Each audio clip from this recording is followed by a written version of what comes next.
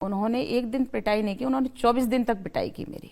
दिन रात पिटाई करते थे और इतनी बुरी तरह से मारते थे कि मेरे ये पूरे पैर हाथ नीले और काले पड़ जाते थे। उंगलियां भी ऐसी टेढ़ी नहीं होती थी, मैं ग्लास भी नहीं पकड़ पाती थी पानी पीने के लिए। भोजन मैं करती नहीं थी और सिर्फ पानी पीती थी। उसके बाद सोने का कोई नियम नहीं मीन्स सोने ही नहीं देते थे, जिससे मानसिक तौर पे एक व्यक्ति कमजोर हो जाता है और दिमाग घूमने लगता है उसका। बिल्कुल नहीं सोने दिया जाता, रात भर पीटते, दिन भर पीटते।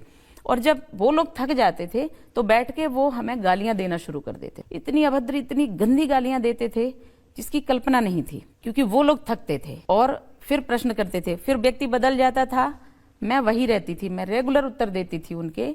और उसके बाद वो लोग बदल जाते थे, फिर पान खाने जाते थे, सिगरेट पीने जाते थे, लेकिन मुझे रेगुलर वो बिजी रखते थे, जिससे कि किसी भी प्रकार से ये अपसेट हों और ये वो कह दें जो हम कहलवाना चाहते। नियम ये होता है कि 24 घंटे के अंदर कोर्ट में प्रस्तुत किया जाता है और उसके बाद 48 घंटे में मेडिकल जांच होती है। ऐसा हमारे साथ कोई नियम की पूर्ति नहीं की गई। 13 दिन तक गैर कानूनी रख करके ऐसे जब वो ऑफिसर बुलाते थे तो जो लेडी कांस्टेबल वहाँ बुलाई गई थी लाइन से, तो वहाँ जब वो आती थी मुझे पकड़ती थी तो एटीएस की एक सुवर्णा शिंदे करके लड़की इंस्पेक्टर थी, वो भी साथ में रहती थी। जाके जोर से पटकते थे ऐसे मुझे, तो दीवार में सिर लगता था और ऐसे ये जो पीछे का हिस्सा है ये जमीन में दीवार से लगता था।